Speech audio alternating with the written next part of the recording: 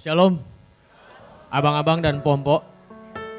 Karena temanya Betawi, manggilnya abang-abang sama pompo. Saya bukan kebetulan saya bisa hadir di sini. Ini bukan karena Pak Hengki atau bukan karena teman-teman yang lain, tapi karena Tuhan Yesus mau saya berada di sini untuk memberikan kesaksian. Amin. Saya mau bercerita sedikit ke belakang. Jadi saya memilih menjadi percaya itu sekitar 6 tahun yang lalu. Pada saat itu banyak hal bergumul dengan perasaan dan hati saya sampai akhirnya saya memutuskan untuk menjadi orang percaya.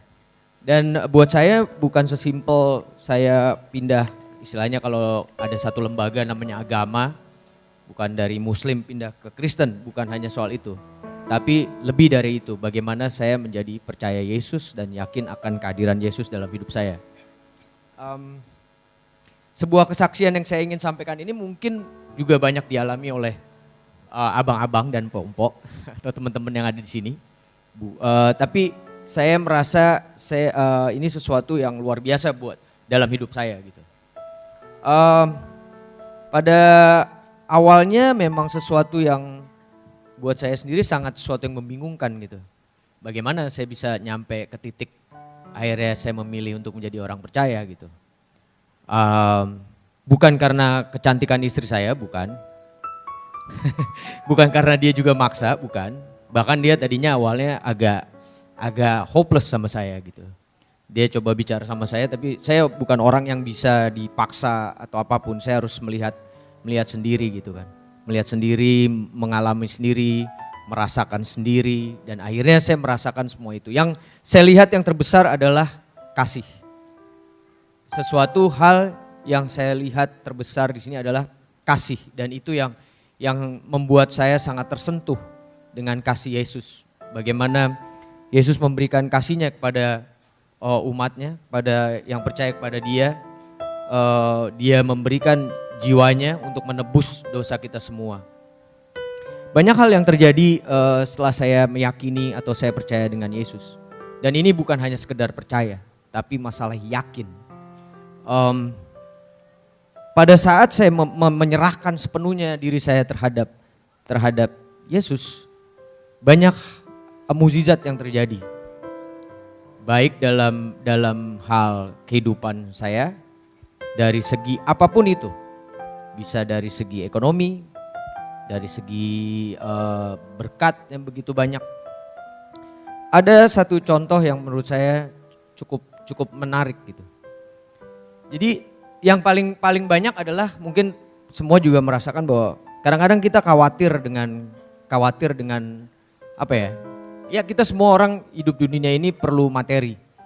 Tapi kadang-kadang kita sangat khawatir dengan pada saat kita merasa kita kekurangan materi gitu. Dan ada satu hal yang saya yakini betul bahwa Tuhan tidak akan membuat saya kekurangan. Dan ini suatu bukti yang pernah terjadi gitu. Jadi ada di saat-saat saya baru meniti karir, pada saat itu belum yang ya saya sih sekarang belum terkenal, cuman dikenal orang aja gitu. Terkenal sih enggak, cuman dikenal. Jadi pada saat saya meniti karir, itu kalau di dalam dunia film kelihatannya aja sebenarnya glamor. Tapi ada beberapa hal yang kita susah payah untuk melakukannya. Terutama kayak misalnya kalau misalnya kita dalam satu kontrak gitu, terminnya itu dibagi-bagi gitu. Nggak yang langsung tiap gaji kayak orang kantoran udah pasti bulanan, tiap bulan, akhir bulan dapat gaji. Ini enggak, tergantung project. Kalau misalnya ada project, dalam termin 1 kita dapat sekian, termin 2 kita dapat sekian, termin 3. Jadi ada satu kejadian menarik. Pada saat itu istri saya mau melahirkan anak saya yang pertama. Pada saat itu keadaan keuangan kita lagi cukup menipis walaupun saya lagi ada project syuting, tapi termin berikutnya itu memang belum terbayarkan. Istri saya bingung gitu gimana. Cuman saya punya keyakinan dalam hati, saya bilang tadi, begitu kita yakin, begitu kita percaya, Tuhan tidak akan pernah meninggalkan kita dan mengecewakan kita. Itu yang saya percaya sekali. Saya bilang sama istri saya, tenang aja, semua udah diatur jalannya. Saya tetap melakukan kegiatan saya seperti biasa. Kerja apa segala macam tanpa ada kekhawatiran sedikit pun. Tapi setiap malam saya berdoa untuk diberikan jalan. Kalau saya berdoa sama Tuhan mungkin agak lucu gitu. Saya bicara sama Tuhan tuh kayak saya bicara lagi ngobrol. Jadi kayak kalau saya doa tuh contoh kasus gitu, waktu saya mau punya anak pertama gitu, begitu saya menikah saya langsung doanya gini, Tuhan tolong dong pengen punya anak nih. Kalau percaya kasih, kalau belum percaya ya jangan dikasih dulu gitu. Ternyata doa saya didengar terus langsung dipercaya, saya sebulan kemudian istri saya hamil. Itu tipikal kalau saya berdoa, saya berusaha nggak punya batasan, saya akan seakan-akan saya bicara sama dia. Nah balik lagi ke cerita yang tadi, akhirnya tibalah saatnya istri saya harus melahirkan. Dan pada saat itu pun uang belum ada yang masuk. Eng. Apakah yang terjadi? Jadi istri saya sempat terus gimana nih, udah jalan aja dulu ke rumah sakit. Jadi malamnya dia harus masuk dulu karena dia harus transfusi karena kebetulan HB-nya waktu itu rendah. Bukannya berarti nggak ada uang tapi kurang. Gitu. Karena istri saya harus sesar tentu lebih besar jumlahnya. Jadi sebelumnya saya udah sempat kontak produser saya, kebetulan produser saya tuh di Amerika, saya bilang saya perlu ini. Tapi beberapa bulan tuh nggak ada jawaban dari dia gitu. Sampai akhirnya kita sampai ke rumah sakit, saya cuman berdoa sebelum berangkat, nih mau berangkat nih, ya dikasih jalan aja. Kalau emang jalannya harus ada, kalau nggak ada pasti ada jalannya gitu kan. Nggak mungkin nggak ada, kan saya percaya gitu kan. Jadi saya tenang aja, saya nggak sama sekali, saya nggak khawatir, sama sekali saya nggak khawatir. Akhirnya sampai saya di rumah sakit gitu ya, duduk, istri saya duduk, dikeluarin ini Bu harus bayar sekian langsung, nggak bisa. Oh saya bilang nggak bisa setengah dulu ya, nggak harus langsung. Oke, saya mau keluarin dompet, ada SMS di telepon saya. Saya buka dari produser saya, tulisannya saya sudah transfer uang kamu tadi sore. Ini kalau bukan karena Tuhan, karena siapa? Pada saat itu juga, pada saat saya mau mengeluarkan ATM saya tiba-tiba ada seperti itu. Dan ini yang membuat saya semakin yakin bahwa kita itu nggak boleh setengah-setengah percaya. Pasti kita punya masalah dan setiap masalah itu pasti ada dikasih jalan. Pada saat saya yakin saya punya masalah itu karena saya harus lewati masalah itu, berarti memang saya harus lewati. Kalau saya nggak harus lewati, saya nggak mungkin punya masalah-masalah seperti itu. Jadi itu yang sangat saya yakini dalam hidup saya pada saat saya memilih untuk percaya dan memilih Tuhan. Walaupun kadang-kadang ya kita sebagai manusia ada komplain gitu kan. Ini itu seperti kayak nggak puas gitu. Justru di situ tantangannya buat saya. Bagaimana lo sebagai manusia biasa dengan punya segala macam kekurangan kelebihan, tapi kita harus mensyukuri apapun yang diberikan oleh Tuhan. Apapun yang diberikan oleh Tuhan Yesus adalah yang terbaik. Tidak pernah tidak terbaik. Walaupun itu kesulitan. Karena pada di titik tertentu kita akan menemukan sesuatu hal yang luar biasa dari kesulitan-kesulitan tersebut gitu. Dan ini yang memberikan saya keyakinan untuk terus maju melangkah ke depan dengan sesuatu yang tes. Ya, sepertinya dia capek yang ini. Jadi harus ganti yang ini. Yang bagaimana saya melangkah ke depan dengan keyakinan bahwa hidup itu harus dijalani dengan selalu bersyukur. Karena dengan bersyukur kita menemukan kebahagiaan. Bukan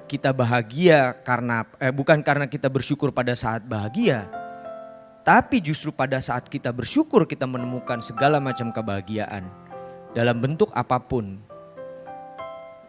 banyak kasus yang maksudnya ini itu cuma satu contoh simple yang terjadi dalam kehidupan saya.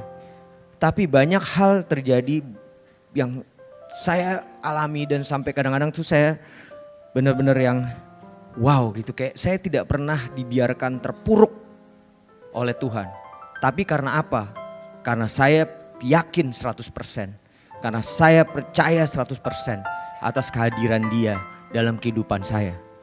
Saya sungguh diberkati. Saat ini saya punya istri yang cantik, punya anak 3 yang lucu-lucu. Kebetulan laki semua. Kalau Tuhan ngizinin sih, dan kalau istri saya maunya nambah 1 perempuan. Tapi saya dalam tahap negosiasi dan istri dan Tuhan. Tapi semua itu sudah menjadi berkat yang luar biasa buat saya. Saya juga sungguh diberkati bisa dalam penggembalaan gereja ini bersama Pak Hengki. Dan itu juga bukan suatu kebetulan. Ada satu hal lagi yang cukup besar pengaruhnya buat saya. Waktu saya pindah, ayah saya orang yang paling kecewa. Karena dia dari orang muslim yang taat dan menjalankan ibadah yang segala macam. Tapi ada friksi antara saya dengan dia gitu. Tapi saya punya prinsip bahwa ini yang saya pilih. Sampai akhirnya saya pilih, ya udah ayah saya bilang, tapi kamu harus bertanggung jawab dengan pilihan kamu. Sampai suatu keajaiban muncul. Walaupun hubungan kita bukan hubungan yang jelek. Apalagi setelah mukjizat terjadi pada saat anak-anak saya lahir. Ayah saya sangat cinta sekali sama anak-anak saya dan segala macam. Ada satu hal yang di hari terakhir sebelum beliau meninggal, kita satu keluarga berkumpul semua. Dan itu juga suatu hal yang bukan kebetulan karena tiba-tiba semua dikumpulkan di situ. Waktu itu juga ada oma dari istri saya, ada mertua saya, semua lengkap. Ayah saya tiba-tiba minta didoakan oleh omanya istri saya. Dengan ya sesuai dengan apa yang kita percaya. Bahkan dia minta doakan. Dan dengan bahasa yang waktu itu dia ngomongnya udah susah, dia bilang, saya merinding didoakan seperti ini. Dan akhirnya satu hal yang buat saya itu sangat mukjizat. Dia bilang ke saya, Lukman, kamu berada di tempat yang sangat tepat buat kamu.